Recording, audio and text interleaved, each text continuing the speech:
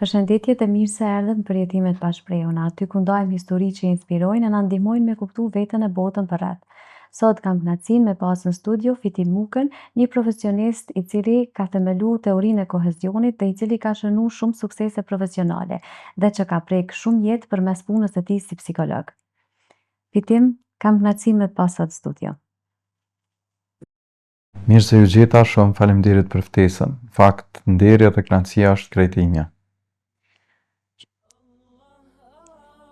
Fitim, qysh mundemi me shfrytzu agjerimin për me ndërtu vetë kontroll dhe qëndrueshmëri emocionale? Në fakt, vetërregullimi për një periudhë goxha të gjatë të studimeve të mia, në veçanti në doktorat, ka qenë tema qendrore. Dhe është një prej koncepteve që personalisht më fascinon, për faktin e thjesht në esencë e përmban besimin që duhesh me sakrifiku një shpërblim të vogël momental për hir të një shpërblimi më të madh që vjen në të ardhmen.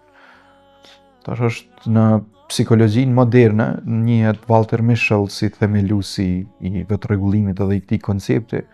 Ai e bën atë eksperimentin e famshëm me marshmallow me fëmijë të vegjël, thotë, a doni me marrë një marshmallow tash, a doni me prit derisa të kthehena unë edhe t'i jap 2. Tash imagjinojeni për çka flitet dhe premtohet në Kur'anin famlar. Është ideja që të ftohesh me sakrifiku pak prej kësaj që është nevojë biologjike në të tashmen për hir të një shpërblimi madhor në të ardhmen. Dhe për mua personalisht vetërregullimi në esencë është Ramazani, është privimi prej ushqimit edhe një shumësie aktesh e veprimesh të tjera deri në një periudhë të caktuar që është stërvitja më e mirë për trupin, po për mendjen shumë më shumë se sa kaq. Nuk është thjesht stërvitje për mendjen, është më tepër se sa kaq, është edhe një farë lloj përndritje, është edhe një vetnjohje e jashtëzakonshme. Kur ti e kupton potencialin tënd, ta zëm sa herë ndodh që gjatë ditës kur të ka puria ti me i thon vetes nuk ja dal, duna me hongër gjithçysh diçka edhe tash. Teksa në Ramazan e kupton që mundesh me agjëru edhe gjithë ditën. Unë ka ra me agjëru edhe në Finland, në disa udhëtime që i kemi pasur. Mandej, kur ti fillon me mendu që mundet me qenë ma vështirë kënej, ka Kosova, shkon në Finland dhe kupton që mundet me qenë ma vështirë, po ajo që unë për herë kom bo thirrje edhe në rrjetet sociale edhe në bashkëbisedim me miqe, me shok, them, kur mos urani agjërim të lehtë. Dhe ideja nuk është agjërimi me qenë i lehtë. Agjërimi duhet me qenë kuptim plot. Mundet me qenë i vështirë, mundet me qenë sfilec, mundet me pengushëm në mënyrën se çish funksionon në përditshmërinë tënde, po që aty është esenca. Thonë, me kuptu që ti ke potencial për me i rregullu dhe me i kontrollu mendimet, ndjenjat dhe emocionet e tua dhe sjelljet e tua, dhe rrjedhimisht mundesh me u shpërbly për një lloj vetërregullimi të tillë, se nuk njeh një të keqe që vjen prej Ramazanit për të tjerët, e ato mirësitë janë të panumërta. Dhe këtu e them me bindje të plotë edhe këtë të empatisë që na e promovojmë në fushën tonë, në psikologji bashkarisht. Ideja që nuk mundesh kur me kriju një njohje për atë se çka ka lënë tjetri pa qenë pak në këpucat e tij. Veç konstrukt imagjinar nuk mundet me qenë empatia, duhet me qenë edhe përjetim fizik. Dhe në Ramazan e kemi atë lehtë mandej me njoft se cilën ndjesi që e përcjell dikë që fatkeqësisht edhe në kohën kur na jetojmë, mundet me pas probleme me siguru një vakt ushqimi apo edhe ujë të pishëm, e kjo na bën ndoshta edhe qenie më të mira dhe më të ndjeshme, e duhet definitivisht me motivu edhe një sjellje prosociale. Duhet me motivu edhe ndihmë. Kështu që po, e shoh që vetërregullimi është në masë të madhe i shprehur në muajin e Ramazanit, po për mua nuk është ndonjë lloj befasie, përkundrazi e shoh që është glorifikim i konceptit të mirëfillt të vetërregullimit është pikërisht Ramazani. Qysh e ka gjetë Fitimi kuptimin e jetës? Qysh e ka përcaktuar apo qysh e ka definu? Në fakt nuk e besoj që kjo çështja e kuptimit të jetës është një gjendje statike që e gjen edhe mandej qëndron me te. Është gjithmonë një lloj kërkimi për sosmëri të kuptimit të jetës. Personalisht në rrethonat në të cilat jemi në kohën për cilën po flasim, unë kam internalizuar, kam botimin një formë të shpjegimit për jetën në të cilën zon vend 4 faktorë të rëndësishëm. Njëri prej tyre është raporti që ndërtojmë me veten, është kjo perspektiva se si flasim, e komunikojmë mendimet tona me veten tonë, si ndërveprojmë në sensin e vetërregullimit, të motivimit, të vetvlerësimit. Dyti faktor është raporti me njerëzit e tjerë, raporti me të gjithë ata të cilët janë figura signifikante në jetën tonë. Të fillu prej familjes, prej prindërve, dikur kur kthehesh edhe vetë prind e kupton rolin e rëndësinë që e ke për fëmijët, për njerëzit e tu të afërt, për miqt, shokët, shoqet, për gjithashtu edhe kolegët, secila figurë që në mëngjesin kur zgjohesh të shoqënon e deri në mbrëmje kur praktikisht është mendimet e tua, unë synoj që me mbajt një raport mirë me secilin prej tyre, sepse e konsideroj që kuptimi i jetës vjen edhe prej ndërveprimit që e kemi me të tjerë. Raporti i tretë është ai profesional, është petku profesional të cilin e veshim, është ajo që neve na bën të njihemi si psikolog apo profile të tjera, e që unë mendoj që është një detyrë, është një obligim i secilit prej nesh që me anë të profesionit vet t'jap një lloj kontributi të përgjithshëm për të mirën e njerëzimit, që të kthehemi në një qenie që jemi jo vetëm e mirë në esencë, po edhe dobishme për komunitetin. Dhe i fundit, por gjithashtu mbase edhe më i rëndësishmi në hierarkinë e 4 funksioneve apo 4 raporteve është raporti spiritual. Unë konceptualizoj qenien njerëzore shumë të pasur se sa trupi, shumë më të pasur se sa mishi e gjaku. E konsideroj që brenda nesh është ajo shpirtërorja e cila është e pazëvendësueshme, në kuptimin që jemi të pamjaftueshëm si qenie njerëzore dhe detyrimisht kuptimin tonë nuk mund ta gjejmë vetëm në atë që e shohim, e dëgjojmë apo e ndjejmë. Duhet të shkoj përtej asaj që është fizike, rrjedhimisht këtu e takoj Zotin, e takoj besimin, këtu e takoj atë që është praktike imja religjioze me atë sa unë mundem edhe ja dal, por në anën tjetër e konsideroj që është pikë thelbësore e paqes së brendshme, është pikë thelbësore e prehjes time personale, dhe vetëm atëherë kur këto 4 sisteme ndërveprojnë në mënyrë pozitive njëra me tjetrën, them që e gjej kuptimin dhe e shijoj paqen e prehjen. Nëse njëra prej tyre nuk funksionon, atëherë besoj që është vështirë për me realizuar atë. Unë këtë lloj paqeje apo prehje një me një koncept të kohezionit brendshëm, dhe i ka një 5 vjet të gjysmë 6 që punoj intensivisht në drejtim të promovimit të këtij koncepti. Kur je njohur me konceptin e shpirtënorës për herë të parë, në jetën tonë gjatë rrugtimit të jetës tonë, kur ka qenë kjo pikë kthejse? Unë jam rrit në një familje që religionin e ka pas pjesë të stilit vet të jetës. Unë jam fëmiu më i vogël i një familje me 7 fëmijë. Nana dhe baba të dy kanë qenë praktikues të fesë islame në masa të ndryshme. Nana, rahmet i pas shpirti, ka qenë prej kur e mbaj mend unë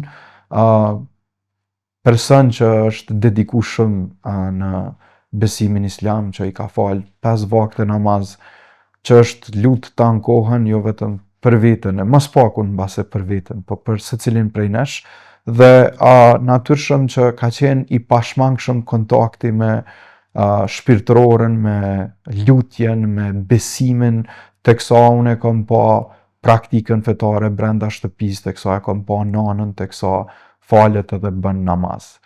Dhe para vitit 99, diku në vitin 95, 96, unë veç kam fillu me frekuentu xhamin si 8 vjeçar, 9 vjeçar, ato praktikat fillestare në të cilat thjesht mahnitesh prej unisonit që është në lutje, mahnitesh prej thellësisë e ndjenjes që e krijojnë njerëzit teksa luten, teksa falen, apo edhe vajit që munden me shpërfaq në lutje, në adhurim të Zotit. Edhe kësaj ato janë prej përvojave të para që unë mbri me i kujtu.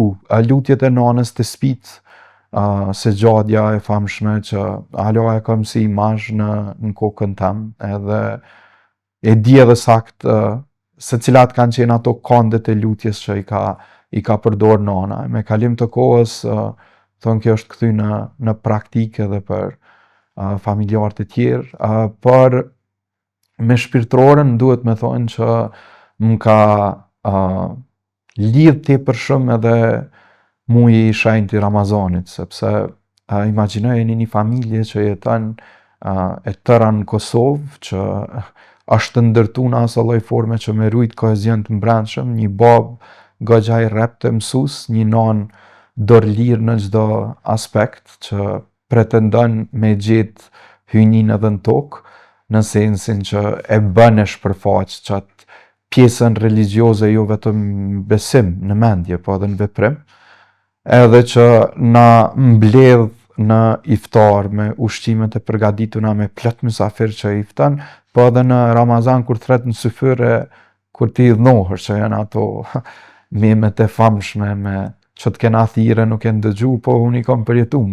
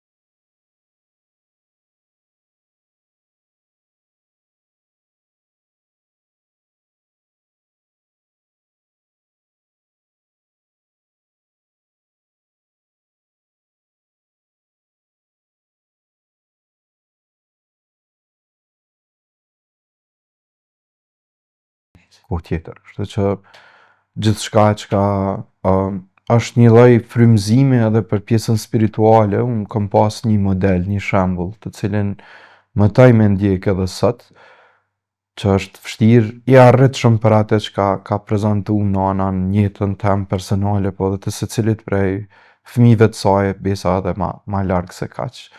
Kështu që po, edhe frymëzimin, po edhe modelin e mirëfillt e kam pas brenda familjes, rrjedhimisht kjo është edhe arsyeja pse gjithçka që unë punoj sot në fushën e psikologjisë, e kam një dedikim të veçantë për te, sepse mendoj që është mënyra më e mirë që muj me shpërbly krejt atë edukat, krejt ato këshilla të vlefshme, krejt atë dashni që e ka fal kur të kushzume, që ka qenë në gjendje me qenë një frymëzim i veçantë për secilën iniciativë. Dhe ka diçka që është shumë e veçantë në këtë raport, në fakt që mungon tash është një lloj aprovimi edhe atëherë kur nana mbase nuk e ka pas njohjen e thellë për atë që e kanë dëgju.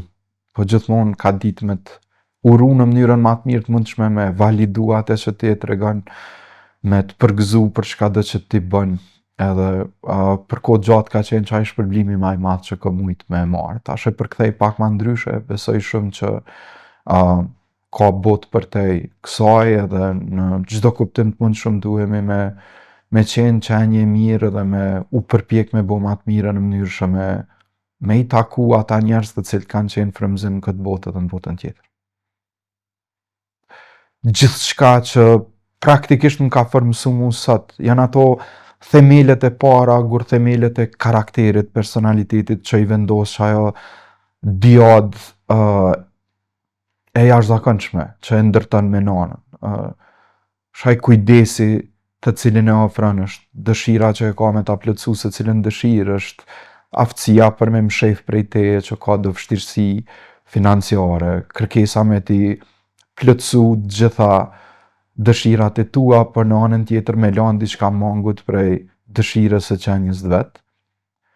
Nuk du me fajsu, du me falenderu, po ka njëherë konsideroj që është çmimi i lartë me pagu një jetë që me jetu për të tjerët. E besoj që vetë Zoti i Madh mundet me dhënë shpërblim për ata që janë kaq prosociale, altruist nëse ekziston si koncept teorik. Fitim, a ki ndaj historia, ndaj ngjarje jetësore që ka qenë pikë kthese në jetën tënde të ka bo kjo që je sot?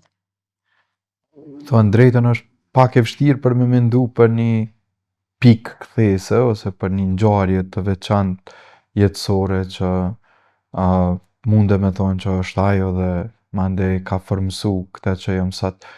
Unë edhe në pikpamjen time teorike shoh që gjendjet tona emocionale aktuale janë reflektim jo i një kohe specifike, po janë i rrjedhës, në kuptimin që na këta që jemi sot, ndjenjat edhe emocionet tona nuk i falen veç të kalumës një momenti specifik, po edhe asaj kush jemi edhe asaj që pretendojmë me qenë të ardhmen. Kështu që munden me më shku ndërmend pa numër raste në të cilat jam ndodhur përballë një vështirësie apo kam pas një lloj probleme që besa kam gëzu edhe një lloj suksesi modest që ka ndonë një formësim të këtill që unë me qenë këtu ku jam një psikolog që përpiqet me i ndihmu të tjerët.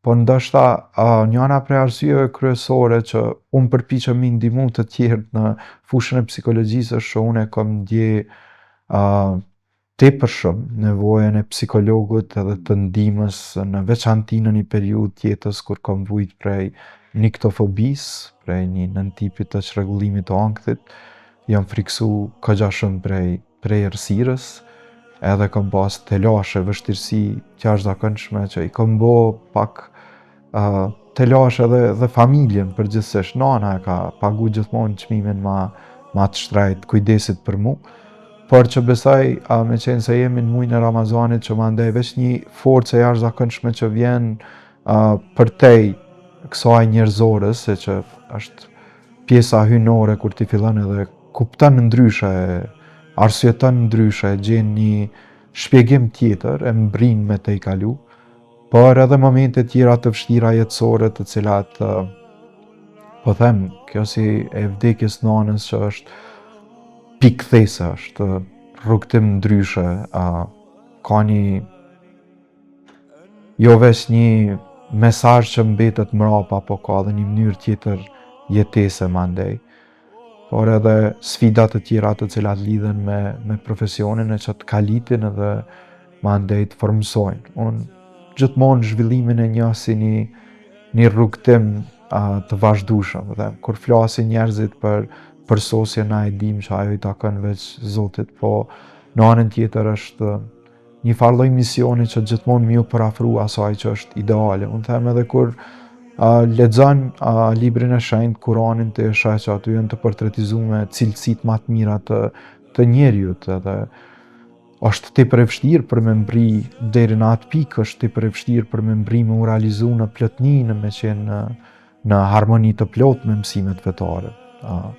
Madje nuk e besoj që as esenca e jetës është që ti me gëzu një qenje ideale brenda vetës edhe mandej me vazhdu. Për shembull, kur i kërkoj kuptim religionit, them pse na lutemi, falemi dhe themi i mëshirshëm, i gjithëmëshirshëm, mëshirues, mëshirëplot, më fal mua, sepse ideja që ndron tek jeta që është përplot me sfida, vështirësi, ti bën gabime dhe mandej kërkon falje për to. Po të kishim qenë ne me potencialin për të qenë jashtëzakonisht të mirë, të pagabueshëm, atëherë besoj lutjet Zoti na i kishte zbrit pak më ndryshe.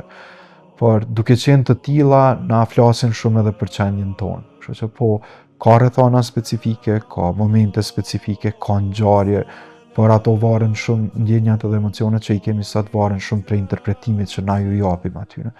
Unë përpiqem i nxjerr mësimet më të vlefshme prej secilës prej ngjarjeve jetësore që i kam përjetu, dhe jam ky që jam fal gjithçkaje që kam jetu, por edhe asaj që pres me jetu.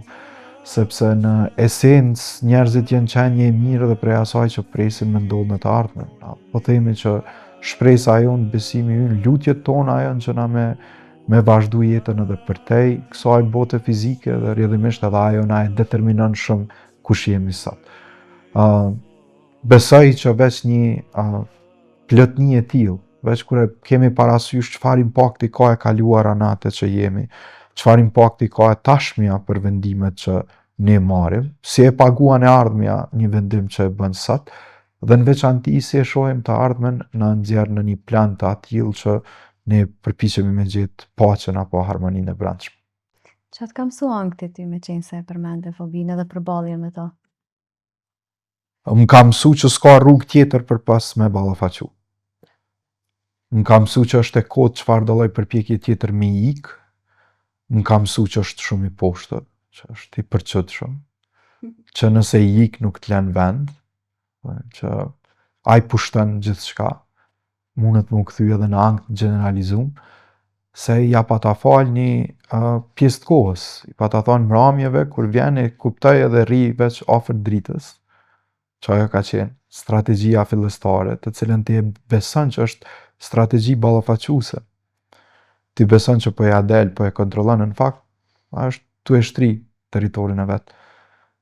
Dhe mandej, mas një kohë pa të fillu me më ngacmu edhe te pjesa e ëndrave, ka qenë ideja me do pupla të vogla të cilat rriteshin, të shpjegime të tjera të cilat mbase nuk janë edhe shumë për publikun, për shkakun që e kam frikën që muj me influencu gabimisht mendjet e tjerëve, jo pse unë kam hezitim për me nda, po pa të fillu mu bu akoma ma jashpër, ma i përqëtshëm, pa të fillu me interferu në mënyrën që funksionaj. Dhe mandej adoleshencë e hershme. Edhe mandej pa ta pas një moment kur më thonë, jo, kështu nuk mundemi me vazhdu, ose duhemi mi nda rrugët, ose ti nënshtrohesh, sepse unë nuk nënshtrohem më në raport me një frikë e cila qysh e mësojmë, na në psikologji është irracionale, po që ditërisht do këtë shumë racionale në momentin kur është brenda teje. Dhe mandej ka pas një moment të caktuar në jetë kur unë kam thonë që duna me ballafaqu edhe me pa çka po ndodh. Mandej këtu hyn punë edhe kjo perspektiva e besimit, kur ti fillon me pa dritën veç si diçka që është relative. Qashtu që e kupton kufizimin e shisave tua. Na mundemi me thonë që bota është aq sa shohim, po na e dim të dy që bota është shumë a shumë se sa kaq. Muj me thonë që zonat janë ata që na mbrimi ndëgju, po e dim që zhurmë është tu zhvillu gjithandej. Na mundemi me mbyll syt ndonjëherë, mundemi mas me ndëgju, po ka që atje një vaj nane, ka një vaj fëmiu diku, ashtu zhvillu diku një luftë pa drejt, janë tu bo pa drejtësit pa numërta. Te e kupton që fatkeqësia jote nuk është fatkeqësia e botës, po mundet me qenë anasjelltas. Që fatkeqësia e njerëzve gjithkohë është edhe fatkeqësia jote. Kështu që çaja është edhe në raport me terrin. Terri jonë drita e dikujt tjetër, në anën tjetër të botës, dikush tjetër është ka e shijon dritën. Dhe s'ka të bëj me atë sa shumë shohun, po me atë se çu e interpretojun. Edhe kjo ka qenë piknisja kur kam fillu me sfidu edhe besoj suksesshëm deri në masën sa sot nuk tutna me dal jashtë kur ka tërë. Djali burr 37 vjet stutet kur ka tërë edhe del. Po çaja është ideja që ndoshta ndukjet parë është thjesht një lloj frike iracionale që të shoqënon. Me kalim të kohës të kthehet në pengesë të jashtëzakonshme në mënyrën që funksionon. Dhe veç kur forcon që ato sistemet të cilat unë i kam për zemrën shpjegimet e mia, kur e tablon një raport më të mirë me veten, kur e fuqizon raportin me të tjerë dhe e kupton që s'është gjithçka, kur fillon me marrë seriozisht mësimet e tua, e performancën tënde dhe gjykon për atë që lexon, edhe kur e lidh një raport të mirëfillt në nivelin vertikal me Zotin, mandej s'ka frikë në këtë botë që mundet me të zbrapsë prej asaj që ti dëshiron me po, kështu e shoh. Shumë bukur peshe. Okej. Jeton gjatë Ramazanit, mund të shërbejnë si piknisje për ndryshime më të mëdha në shoqni. Kjo është pikërisht arsyeja pse unë nuk e konceptualizoj Ramazanin thjesht si me heq dorë prej ushqimit. Është ma e thellë se sa kaq, është vetnjohje, është një konstrukt të cilin ne shumë rrallë në jetën e përditshme i japim rëndësi, po në kuadër të psikologjisë është thelbësor. Është ideja që ti me njoft veten, me qenë në raport paqeje me veten tënde. Gjithmonë kjo intenca është me qenë mirë për tjerët. Na në psikoterapi themi njerë duhesh me qenë mirë me veten, e mandej mundesh me qenë i mirë i dobishëm për tjerët. Dhe Ramazani, kur ti fillon që me agjëru, është ajo ideja që ti u përpjek me përsos raportin që i ke me veten. Me pa veten prej një prizmi tjetër, me pa që brenda ti jeton një qenje mirë, me pa që brenda ti jeton edhe një motiv tjetër që mundet me qenë edhe për të tjerët, me pa që brenda ti ekziston që ai vetë rregullimi i famshëm për të cilin po flasim. Dhe mandej në fund të ditës ti ndalesh edhe bën një lloj bilanci.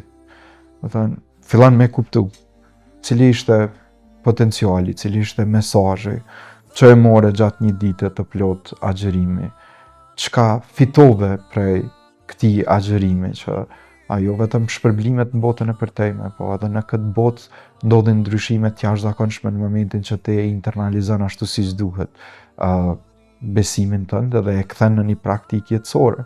Tash, krahas ftesës që mos më ngron gjatë ditës, është edhe ftesa me qenë i mirë me njerëzit e tjerë, mi respektu, mi trajtu me dinjitet, mi dasht, mos me mashtru, mos me rejt.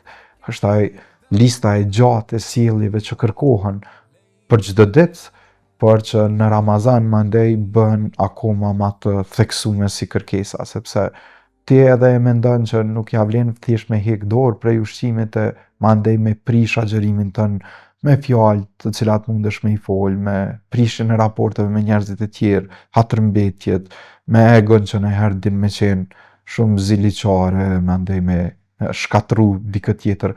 Kështu që po, e shoh që është piknisje për ndryshime thelbësore në brendin ton, po që reflektohen mandej në raportet që na i kemi me të gjitha sistemet tjera, qoftë edhe me të tjerë, qoftë edhe në aspektin profesional.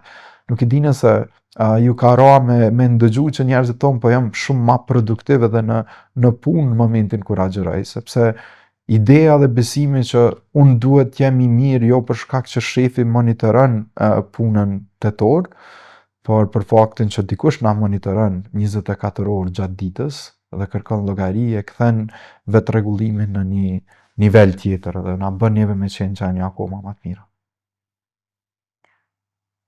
Qysh mund ta kuptojmë dhimbjen nga konteksti shpirtëror e psikologjik? A është ajo një pengesë, një urë drejt një vedije më të lartë? Po realisht dhimbja është njëri prej konstrukteve në psikologji që e takojmë mas shpeshti, në psikoterapi gjithashtu.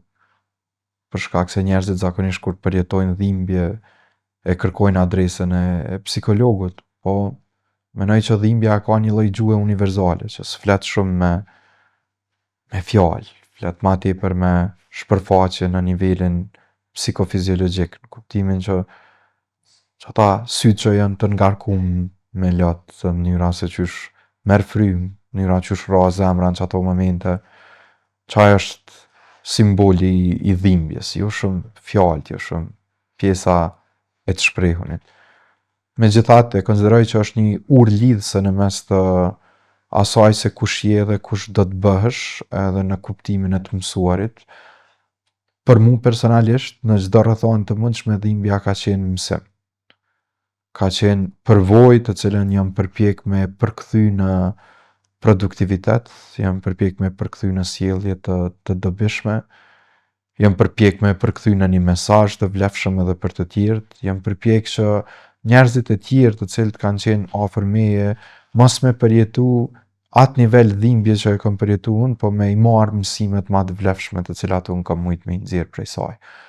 Por e konsideroj që është e domosdoshme ndonjëherë në jetë me përjetu dhimbje dhe me lanë me rrjedh, në mënyrë që me kuptu që ka njerë të kundërtat e japin shumë kuptim njëna tjetrës. Ka njerë tjerë jep kuptim dritës, dhimbja jep kuptim suksesit e lumturisë, kështu që nuk është mirë me u përpjek me kontrollu deri në pikën sa mos me lanë me ndodh. Dhe dhimbja është reaksioni ma i natyrshëm që mundet me na përcjell në rastet kur na humbim njerëz dashun, kur ballafaqohemi me një dështim të caktuar, me një përvojë që është jo shumë e këndshme. Po edhe kur e përjetojmë, e kalit mendjen edhe trupin e na bën më të fortë për me përballu sfidat të tjera, por edhe është një prej ndjenjave që po besoj nuk ka njeri në botë që në forma të ndryshme nuk e ka përjetu edhe nuk e ka kuptimsu. Lumë ata që e kuptimsojnë në atë sens që e kthejnë, e përkthejnë në një energji, në një forcë ndryshe për me ballafaqu çka sjell jetë. A beson se qetësia shpirtërore është një synim apo një rrugtim? Qysh e bën ti dallimin mes tyne? Unë ka herë kam bo pache me të, qetësia shpirtërore, prehja, lumturia, është rrugë, nuk është cak. E kom parisht thas që në fakt ishte edhe një kësi zot, diçka e atill që njerëzit e vendosin ramë në kornizë dhe marrin si mesazh. Po praktikisht këto nuk është e kom lexu para se me përjetu, veç e kom përjetu e mandej e kom kuptu e tash e shoh të shkrume të tjerë. Do të thonë është mësim përvoje, është mësim jete. Sa herë që kam synu diçka dhe kam jetu për qatë synim, nuk e di pse menoj që shumë letë është zvetnu emocioni, shumë letë më ka ik prej durve. Nuk kam mujt me qëndru me qatë emocion për gjatë. Tek kur e kom kuptu që për me lëviz në drejtim të një qëllimi, ku unë e portretizoj përmbushjen, nën kupton që duna me çmu, me vlerësu dhe me shiju se cilën hap, se cilën lëvizje, se cilën sekond, se cilën minut, e që ashtu muj me shiju, tamam me mu lumturu, e me u plotësu, me u përmbush, tek atëherë besoj kam fillu me jetu tamam qysh duhet. Për ndryshe ma herët, kjo ideja me u obsesionu me qëllime të cilat duhen mu përmbush, si ideja që ditën kur diplomoj e gjuj kapelen që aty është lumturia, e mandej nesër me në fillan me menu qysh me gjetë një vend pune, e mandej thu sa ta gjej punën e lumturona, e mandej kur e gjejmë punën prap e kërkan një pagë ma të madhe, gjithmonë ka një motiv të ri që del, ideja është me rrugtu në drejtim të qëllimeve, po me çmu me vlerësu se cilën ditë, se cilin moment, se cilin kujtim, se cilin përvoj, sepse jeta është e tillë, jeta është shumësi e eventeve, nuk është thjesht një përmbushje një qëllimi specifik.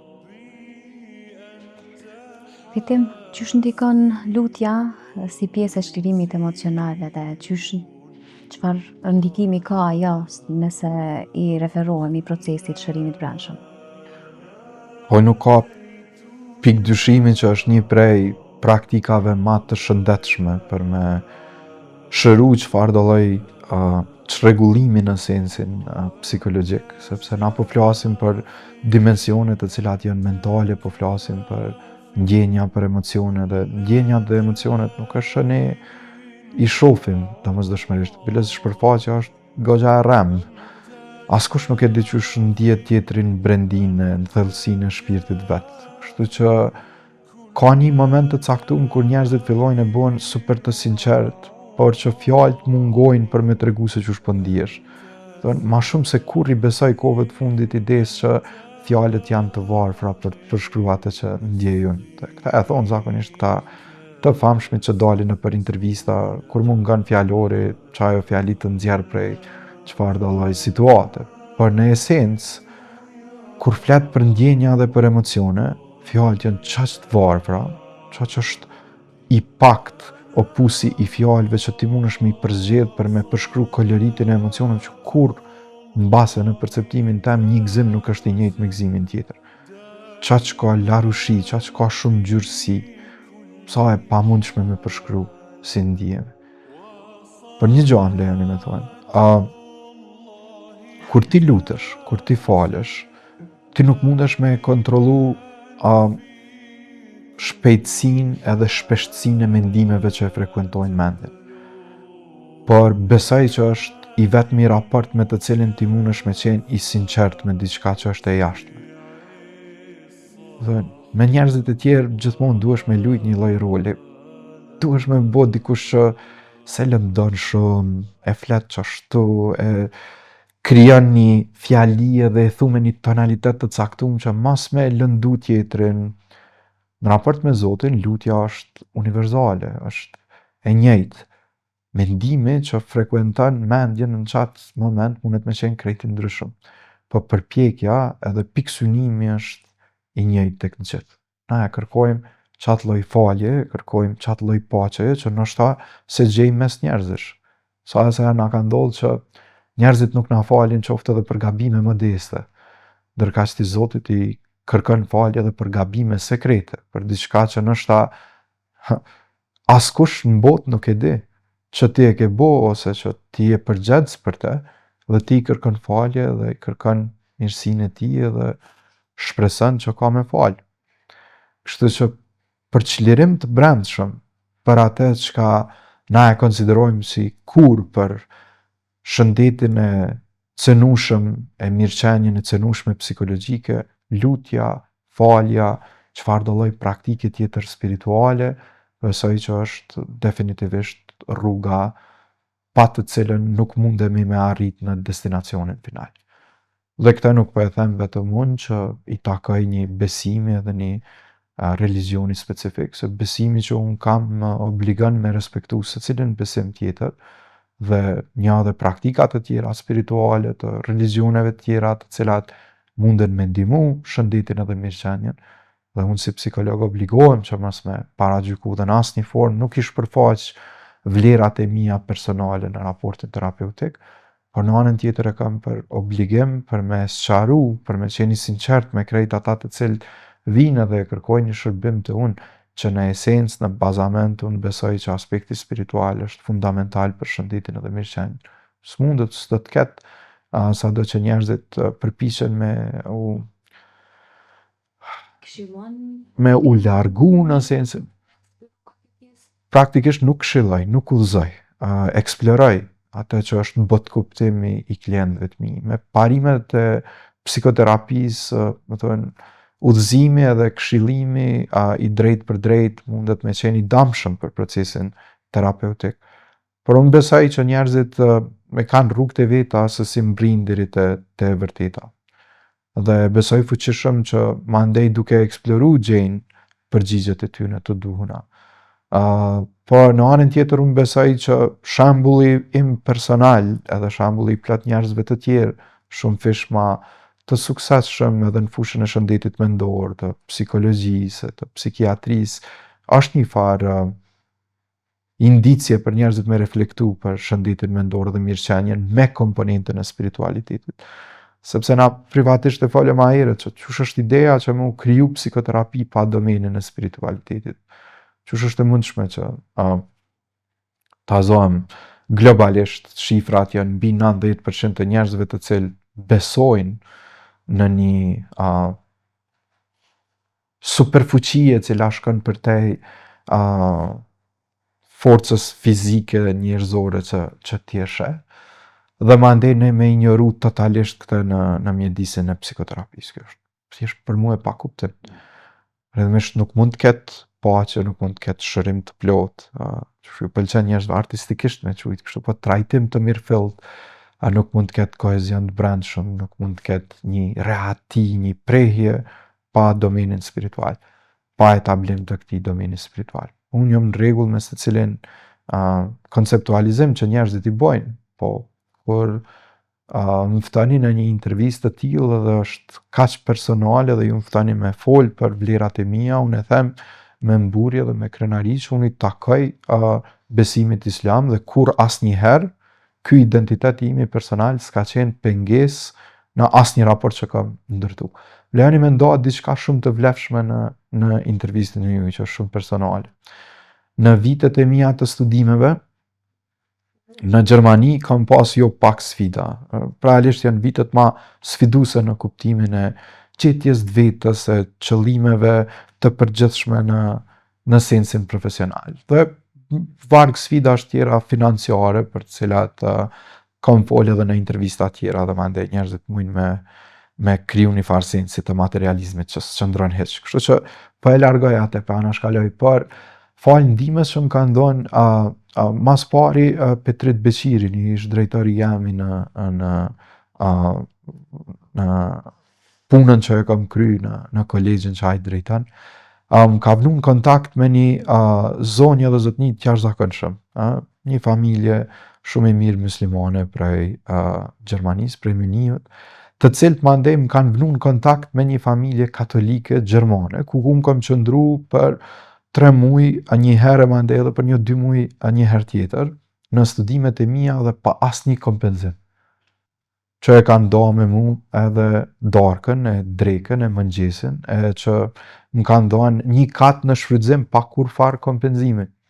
Dhe besoni për as edhe një herë të vetme, nuk më kanë gjyku për besimin tem, as nuk janë shpreh që i ndëgjojmë të u shpreh disa që i kemi bashkë kombas këne i pari për fejnë, për praktikën fetare, për kundrazi e kanë trajtu me respektin më të lartë dhe ajo më ka bo me kuptu shumë edhe për perspektivën tjetër. Kanë qenë në Kosovë 1-2 herë, i kemi ftu këndej pari, kanë vizitu gjithë shka tonë dhe edhe janë të mahnitun prej tolerancës fetare që na e tregojmë këtu, për në anën tjetër edhe ata japin shembull të jashtëzakonshëm për mënyrën që çu trajtojnë edhe të respektojnë. Dhe më lejoni me thonë këtë se jo rrallë më ka ndodhur që për njerëzit me qenë një farë lloj befasie. Në fakt, vone e kam kuptu që është befasi për njerëzit. Por kur në jetën time unë s'kam pi alkool, kur në asnjë rrethon të veçantë. Hiç, me asnjë kusht, me asnjë si me thonë, në çfarë do lloj trysnie që ka mujt me u ndodh. Ka njerë trysnie vetë perceptume, se të njerësh kështu ma shpjegojnë, po kanë mujt me qenë delegacione shtetnore, politike, ka mujt me qenë kushdo përballë meje, që ka ofru diçka të tilla, po në herë edhe ka bo një farë hapi për me përqesh, ose rutinën, ose thjesht një farë humori që edhe muj me kuptu pse unë s'pi.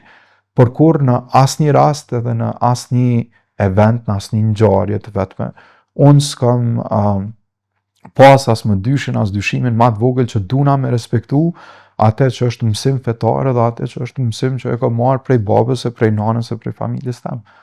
Dhe menoj që unë e respektoj çfarë do lloj zgjedhje që bën tjetri, po du që njëjt me mu respektu atë zgjedhja që unë kam bë, mos me pi në asnjë rrethon. Edhe menoj që kjo flet shumë për atë që na po e diskutojmë për mënyrën se çysh njerëzit e konceptualizojnë religionin, çysh e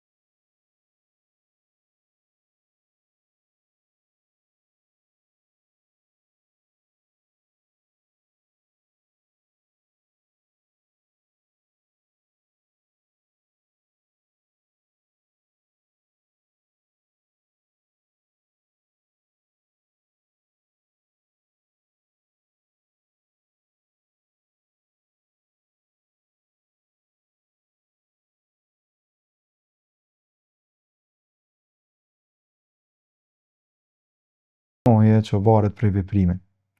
Shi ka plot njerëz të cilët thonë jam falenderues, jam mirënjohës, po veprimet edhe sjelljet e tyre ta japin një përshtypje të kundërt. Unë besoj që edhe vetdia dhe mirënjohja është set praktik, është sjellje, është akt, është diçka që ti e tregon në raport me tjetrin, është veprimi, nuk është thjesht e folura. Thot, nëse ti je mirënjohës në raport me dikën, ti vazhdon me qëndru afër tije, me mbështet, me atë sa ti ke potenciale, ke mundësi, nuk është thjesht vetëm një deklaratë. Dhe e ndaj këtë prej mirënjohjes në raport me Zotin, sepse besoj që Zoti është ajo pika në të cilën na fillojmë me bë një ndarje fundamentale mes fuqisë dhe pafuqisë tonë. Na në raport me Zotin kërkojmë. Në raport me Zotin kërkojmë, Zoti nuk kërkon domosdoshmërisht diçka për veten. Në sensin që ti kur ulesh e falesh, bën lutjet e tua, bën dua, gjithçka që ti bën, krejt praktika jote është goxha egocentrike. Është për veten. Çlirohesh, merr shpërblim, ti je ai që e determinon a ka me qenë shpërblimi apo ndëshkimi. Që aty është vullneti i lirë, aty është vullnetin e lirë. E mirënjohja në raport me Zotin kur është e sinqert, e besoj fuqishëm që është edhe çlirim. Kur ulesh, falesh, lutesh, kur kërkon me sinqeritetin më të madh falje për atë që ka ndodhur, edhe me sinqeritetin më të madh falenderohesh për atë që të përcjell, se na në psikoterapi e kemi këtë që çdo skenari keq e ka një më të keq. Krejt klient mendojnë që skenari që ju ka ndodhur është më i keq më shumë sepse e krahasojnë me një më të mirë. Unë them edhe kur ndodh keq është mirë mu falenderu sepse ka mujt me ndodh një skenar edhe më i keq. Dhe të dyja anët e medaljes janë aty. Veç varet çu e konceptualizojnë. E mirënjohjen në raport me Zotin e shoh si aktin më të rëndësishëm që mundemi me realizu për me qenë të paktën në paqe me vetën tonë edhe më njari kujtu vetës tonë që ajo që ka kemi është krejt merit edhe është vullnet i tij, sepse në të kundërtën nuk kishim me qenë këtu ku jemi. Dhe nëse ma lejon veç një postulat që për mua edhe për mënyrën tam të funksionimit e bën diferencën e madhe, kur ti shpreh mirënjohje edhe lutje në raport me Zotin, duhesh me kuptu ku e kanë ato limitin e vet, ku e kanë kufizimin e vet. Ese shpesh njerëzit tonë lutna, falenderona, falna, bëj gjithçka, po kjo pa pjesën tjetër praktike të funksionimit të njëjtë, mu m'duket që është goxha bosh. Thënë Zoti obligon.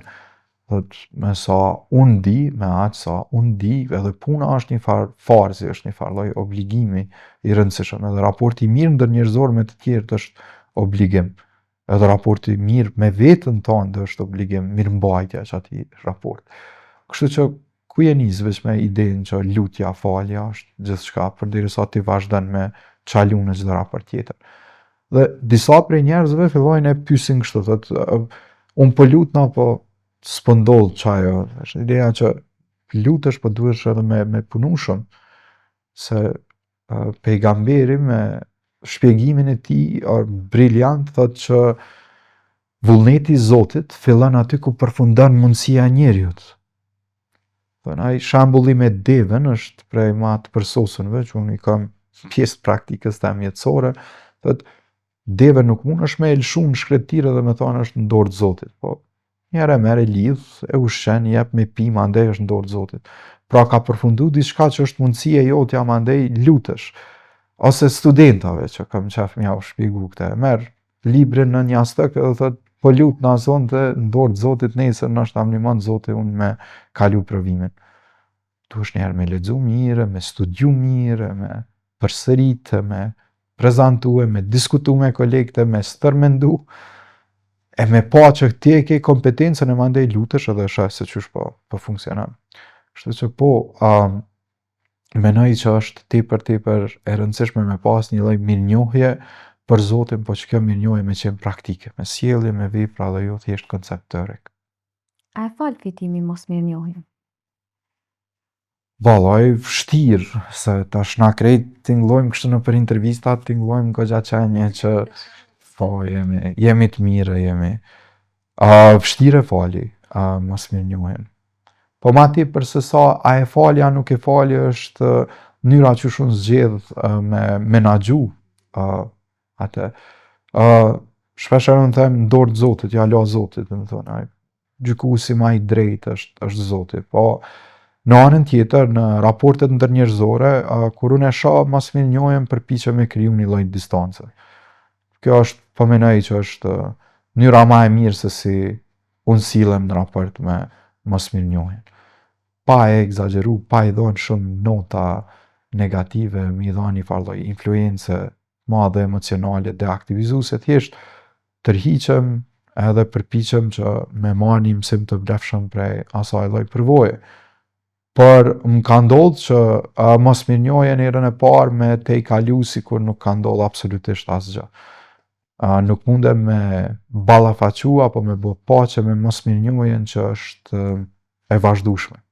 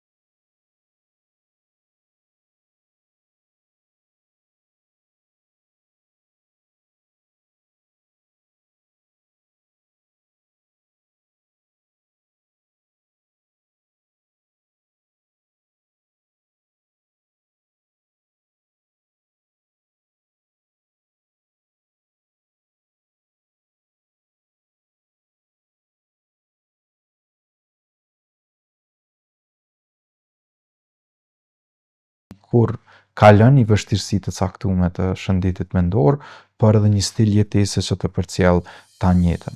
Ka njerë edhe kur humbasin ekuilibrat është okej, ka njerë edhe kur i mbetesh borxh njëanit prej sistemeve është okej, ka njerë edhe kur njihesh keq është okej. Krejt çka duhemi me pas parasysh është që një jetë ka oscilacione, ka lëvizje, dhe në momente të caktuara çato lëvizje bëhen thjesht të pamundshme mi evitu, por ti e gjen kuptimin në secilën prej tyne, edhe në ato që janë antipode.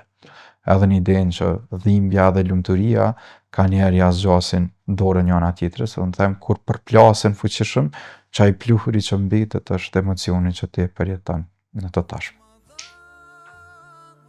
Fitim, Faleminderit që ndave këto përjetime e rrëfime bashkë me neve. Jam shumë e nderuar që të pata sot në studio. Thonë, të drejtë nuk e mbaj mend kur jam një ma shumë vetja se sa në këtë intervistë dhe më falet çfarë do lloj emocioni që është përjetu kënej pare dhe nëse i kemi ngarku shikust. Ideja është kur flitet për shpirtërorën është ma thellë se sa për gjithë shka tjetër që mundet me qenë një bisede rëndëmt, një kafe me mikun apo një bashkëbisedim i thjesht me një koleg pune. Është edhe përgjithësi për me folë për një dimension i cili i ka goxha të përcaktuar me rregullat. Por në anën tjetër shaj emocion që na e përjetojmë momentin kur e eksplorojmë spiritualitetin është edhe shpërblim. Kështu që edhe unë po dua ju falenderoj për mundësinë që ma keni dhënë edhe për emocionet që i kam përjetu sot këtu. Uraj e shpresoj që këto me qenë një farë lloj dritë njohje për krejt ata që e përcjellin podcastin e juaj. Faleminderit shumë. Kështu pra me që përfundum këtë bisedë jashtëzakonshme me Fitimin, reflektimet e tij na kujtojnë se fuqia për me ndryshu jetën tonë vjen prej vetdijes, qëndrueshmërisë dhe kurajës me u përballë me veten. Ju që na dëgjut, ju ftoj me i marrë këto përjetime si shtysë për me kërku kuptim më të thellë në jetën tuaj. Deri në episodin e radhës, mirëmbëjtje.